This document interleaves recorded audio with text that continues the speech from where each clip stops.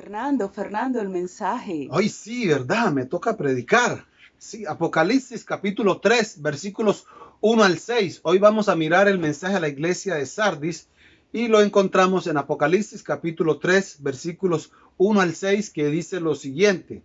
Escribe al ángel de la iglesia en Sardis, el que tiene los 7 espíritus de Dios y las 7 estrellas, dice esto. Yo conozco tus obras, que tienes nombre de que vives y estás muerto.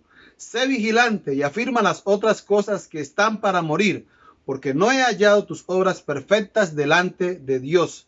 Acuérdate pues de lo que has recibido y oído, y guárdalo, y arrepiéntete. Pues si no velas, vendré sobre ti como ladrón, y no sabrás a qué hora vendré sobre ti. Pero tienes unas pocas personas en Sardis que no han manchado sus vestiduras, y andarán conmigo en vestiduras blancas, porque son dignas. El que venciere será vestido de vestiduras blancas, y no borraré su nombre del libro de la vida, y confesaré su nombre delante de mi Padre y delante de sus ángeles. El que tiene oído, oiga lo que el Espíritu dice a las iglesias. La ciudad de Sardis fue fundada 1200 años antes de Cristo. En el tiempo del rey Ciro, el rey de Persa, esta ciudad fue la más grande y la más rica de toda Asia Menor. De acuerdo a algunos arqueólogos, las excavaciones y lo que han hecho, ellos pueden dar fe de la riqueza que hubo en esta ciudad. Era una ciudad que tenía unas grandes murallas y las murallas eran de roca natural. Y tanto el rey como los ciudadanos de Sardis estaban muy confiados en estas murallas para su protección. Y veremos que esta confianza los llevaba a tener poca vigilancia y esto fue duro para ellos, como vamos a mirar más adelante. En el versículo 1, el Señor Jesús se presenta como el que tiene los 7 espíritus de Dios, lo que indica la perfección del Espíritu Santo. Una de las funciones del Espíritu Santo es iluminar, revelar mensajes, como el que estamos mirando aquí justamente en el versículo 6, que dice, el que tiene oído, oiga lo que el Espíritu dice a las iglesias.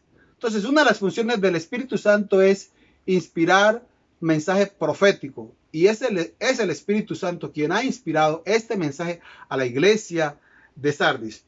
Y otra de las funciones es vivificar, dar vida espiritual. Y esta iglesia de Sardis sí que lo necesitaba.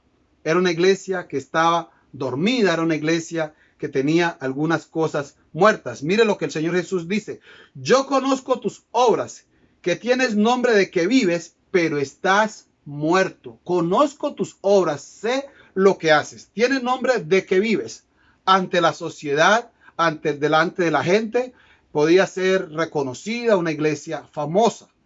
Y así vemos muchas iglesias que solo son pura fachada, iglesias de nombre, y que son reconocidas aún por el Estado. La iglesia tal, y bueno, las mencionan. Pero delante de Dios, estas iglesias que tienen fama, que tienen renombre, delante de aún de las autoridades y de las personas, delante de Dios son iglesias que están muertas. No pasan el examen. Y aún, por ejemplo, veíamos en la iglesia de Éfeso, una iglesia sin amor, en este sentido, estaba muerta. Podíamos mirar también la iglesia que estaban con doctrinas erradas, iglesias que estaban llenas de idolatría, algunos que se dejaban llevar por estas cosas, iglesias con falsos maestros. Entonces, delante de Dios aparentan ser iglesias de Cristo, pero delante de la gente aparentan ser iglesias de Cristo, pero delante de Dios son iglesias que están muertas. En el versículo 2 vemos un imperativo: sé vigilante. Esa es la exhortación, a que sea vigilante. Y uno puede mirar que este mensaje no podría calar mejor en ninguna otra ciudad sino en Sardis, porque justamente Sardis, por tener estas murallas que acabamos de mencionar, algunas hasta de 700 metros, en algunas partes llegaba a tener 700 metros de altura. Imagínense cómo sería casi 1 kilómetro para escalar algo inaccesible para los ejércitos enemigos. Y vivían confiados porque creían que nadie los podía invadir. Entonces, esta iglesia de Sardis recibiría este mensaje de manera muy apropiada debido a la historia de la ciudad. En el año 549 antes de Cristo, el rey Ciro mandó a un soldado, el cual escaló y llegó a la fortaleza, pudo abrir la puerta y luego el ejército invadir a esta ciudad. Y eso lo hizo de noche, porque como miramos, no vigilaban. Y aquí la exhortación a la iglesia es a que sea vigilante. ¿Y qué es ser vigilante? Estar despierto, estar atento, como a las cosas que ha recibido de parte del Señor. Esa es la exhortación. También en el año 216 antes de Cristo, esta ciudad fue invadida justamente por lo mismo, confiada en sus murallas de que nadie iba a entrar. Habían pasado más de 300 años y otro rey fue e invadió esta ciudad con 15 soldados, los cuales escalaron el muro, también llegaron a la fortaleza y pudieron invadir esta ciudad. Entonces, la exhortación a la iglesia es esa: sé vigilante y afirma las otras cosas que están para morir, porque no he hallado tus obras perfectas delante de Dios. Como vimos en el versículo 1, como podemos mirar ahí en el versículo 1, muchas de las cosas que ellos hacían estaban muertas delante de Dios. Delante de los hombres tenían apariencia de piedad, de que estaban vivas, tenían nombre, tenían renombre, pero delante de Dios estaban muertas. Y aquí hay algunas cosas que dice que están para morir, que afirme esas cosas que están para morir. Y justamente son las cosas que están haciendo, pero que son cosas mediocres, cosas a medias. No pueden terminar algunas obras que están haciendo para el Señor. Entonces, el llamado del Señor es que afirme las otras cosas que están haciendo, pero que son a medias, y que las terminen, que las hagan bien, porque si no, van esas cosas a morir. Y dice que no las ha hallado perfectas delante de Dios.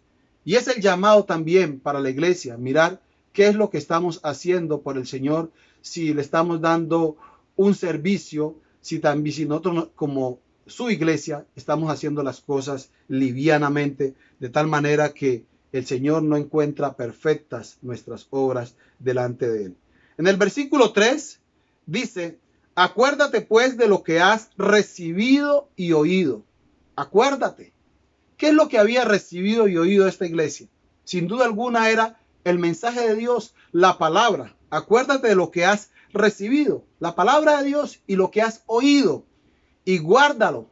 Es una amonestación, un llamado a que recuerde el mensaje inicial de la palabra de Dios, que no lo abandone, que no se deje llevar por el mundo pagano, por las cosas del momento que estaba mirando y que los cuales estaba envolviendo, y que pueda guardar el mensaje. Dice: y arrepiéntete de las cosas malas que está haciendo. La palabra arrepiéntete o arrepentirse está en varias de estas iglesias. La amonestación, el llamado del Señor Jesús, en la iglesia de Éfeso, en la iglesia de Pérgamo, en la iglesia de la Odisea, y también aquí en esta iglesia de Sardis. Y esto tiene una connotación de que el tiempo está cerca. Cuando usted vea la palabra arrepiéntete en Apocalipsis, es porque los eventos finales están para cumplirse. Es el último libro de la Biblia, y es como decir, esta es la última oportunidad que usted tiene de volverse a Dios. Si no se arrepiente, va a sufrir las consecuencias. Entonces, ese es el llamado: arrepiéntete, pues si no velas, si no estás despierto, si no estás atento, vendré sobre ti como ladrón. Vendrá de manera inesperada, a la hora que no piensa, dice, y no sabrás a qué hora vendré sobre ti. Si no se arrepiente, va a recibir un juicio, un castigo de parte del Señor Jesús, el cual lo va a llevar a la pérdida. Hay algunos pasajes que el mismo Señor Jesús habló de velar. Por ejemplo, Mateo capítulo 24, versículos 42 al 44. Dice el Señor Jesús: velad pues, porque no sabéis a qué hora ha de venir vuestro Señor. Pero sabed esto, que si el padre de familia supiese a qué hora el ladrón habría de venir, velaría y no dejaría minar su casa. Por tanto, también vosotros estad preparados, porque el Hijo del Hombre vendrá a la hora que no pensáis. Aquí hay dos clases de juicio. Uno es la parucía del Señor. Esto no tiene que ver de que una iglesia se arrepienta o no se arrepienta. Eso es algo que ya está establecido y el Señor vendrá en su momento indicado, en el día señalado. Pero el Señor puede traer juicio a una iglesia que no vele, que no esté despierta, que no esté atenta, que no esté guardando su palabra, y puede ser de un momento inesperado. De repente puede llegar y traer juicio a una iglesia. Entonces no depende la parucía del Señor de que una iglesia se arrepienta o no se arrepienta. No, el Señor va a venir en el día señalado, pero la iglesia que no guarde su palabra, el Señor puede venir y juzgarla de manera inesperada. En el versículo 4 vemos un remanente que no se ha manchado. Versículo 4 dice, pero tienes unas pocas personas en Sardis que no han manchado sus vestiduras. Entre los paganos de Sardis y de la época de las otras iglesias, entrar al templo, a un templo, a ofrecerle culto a su Dios con una ropa manchada, eso era visto como un sacrilegio, como una profanación, como algo irreverente. Tenían que entrar a su culto, a lo que le ofrecían a sus dioses de una manera limpia. En Zacarías capítulo 3, versículos 3 al 6, vemos que al sumo sacerdote se le dice que cambie sus vestiduras por vestiduras limpias, aquellas vestiduras viles que tenía. Mire lo que dice Zacarías 3, del 3 al 5. Y Josué estaba vestido de vestiduras viles y estaba delante del ángel. Y habló el ángel y mandó a los que estaban delante de él diciendo, quitarle esas vestiduras viles. Y a él le dijo, mira que he quitado de ti tu pecado y te he hecho vestir de ropas de gala.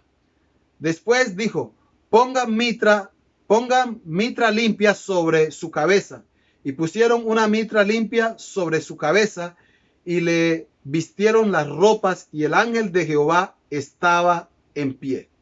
Es decir, no puedes estar delante de la presencia de Dios manchado.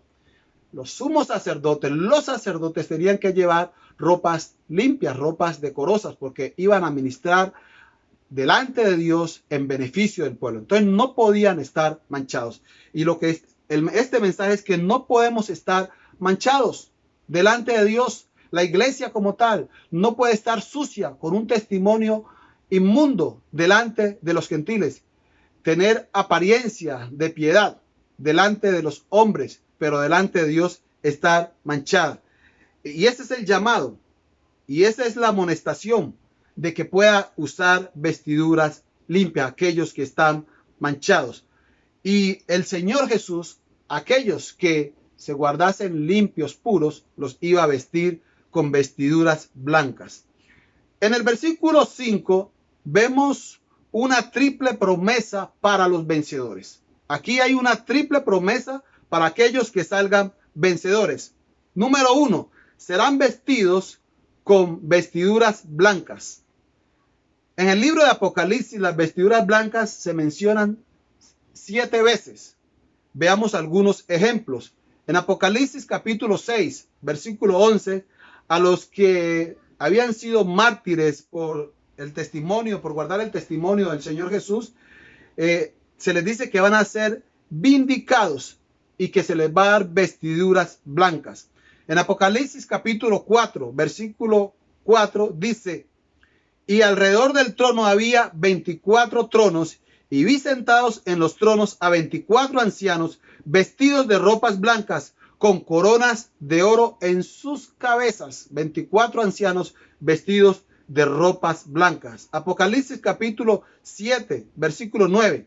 Después de esto miré y he aquí una gran multitud, la cual nadie podía contar, de todas las naciones, tribus, pueblos y lenguas, que estaban delante del trono y en la presencia del Cordero, vestidos de ropas blancas y con palmas en las manos.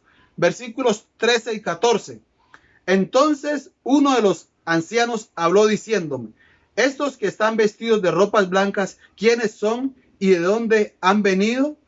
Yo le dije: Señor, tú lo sabes. Y él me dijo: estos son los que han salido de la gran tribulación y han lavado sus ropas y las han emblanquecido en la sangre del Cordero. Por lo que miramos aquí, la vestidura blanca va a ser el atuendo de aquellos que van a ser, de aquellos que serán vencedores en este mundo. Ese es como el ropaje, lo que se va a vestir, la vestidura blanca.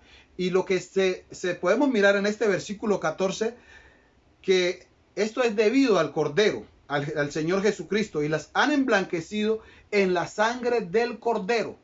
Ese es Él el que purifica, el que puede lavar nuestras almas manchadas con el pecado, y es como imputarnos su justicia y declararnos justos y sin mancha delante de Dios. Ese es el emblanquecimiento que Él nos va a dar, donde va a quitar nuestros pecados y nos va a declarar justos.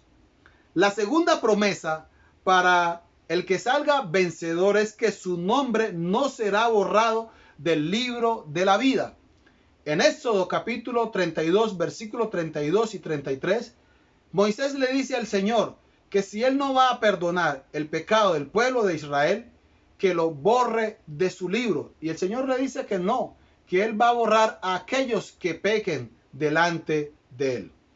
Algunos opinan que todos los seres humanos, cuando nacemos de manera física, estamos anotados en el libro de la vida, pero aquellos que no nacen de nuevo, que no aceptan a Jesucristo, que sus vidas no son transformadas por el poder de la palabra de Dios, sus nombres son borrados automáticamente.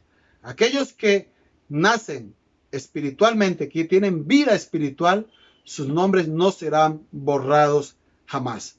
Igual, esto lo que miramos es que aquellos que están inscritos, que sus nombres no son borrados, apunta a la salvación y a la vida eterna que hemos recibido o que recibimos de parte del Señor Jesucristo. La tercera promesa de parte del Señor Jesucristo para el vencedor es que Él va a confesar su nombre tanto delante de su Padre como también delante de los ángeles. Y esto el Señor Jesús lo dijo a sus discípulos, o lo dijo cuando estuvo en su ministerio aquí en la tierra. Dice: a cualquiera pues que me confiese delante de los hombres, yo también le confesaré delante de mi Padre que está en los cielos. Esta es la promesa para aquellos que son fieles al Señor. Entonces, la fidelidad presente lo que hace es que va a traer un gran galardón en el futuro. Aquellos que en el presente sean fieles a Dios, dediquemos nuestra vida a Dios con fidelidad, siguiéndole, guardando su palabra, tendremos una gran recompensa, un gran galardón cuando Él regrese por segunda vez. Este mensaje lo podemos resumir de la siguiente manera. Esta iglesia estaba dormida. Esta iglesia no vigilaba. Esta iglesia no finalizaba lo que empezaba. Y para completar, el pésimo cuadro de esta iglesia estaba manchada. Era una iglesia que tenía que arrepentirse y volver a la palabra de Dios, recordarse de lo que había oído, el mensaje de la palabra de Dios. ¿Qué podemos aprender en el día de hoy? Una iglesia puede tener apariencia de estar viva, pero en realidad está muerta. Delante de los hombres, una apariencia, esta denominación mencionada, renombrada, pero Dios es el que juzga. Las obras de muchos cristianos aparentan estar vivas delante de los hombres. Lo que hacen y son de pronto mencionados, renombrados por muchos de los hombres, pero delante de Dios esas obras de algunos cristianos están muertas. Este es un llamado a revisar nuestras obras, lo que estamos haciendo. Hay muchos que hacen las cosas para Dios, pero a medias. No terminan nada. Están haciendo las cosas para Dios, pero las están haciendo a medias.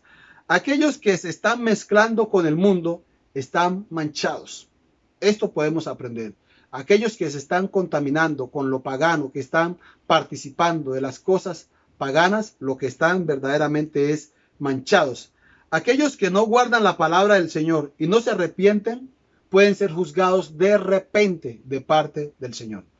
Que están allí, pero que no están guardando la palabra del Señor y no se arrepienten, están pecando, están viviendo una vida de deshonra delante del Señor, pueden ser juzgados de repente.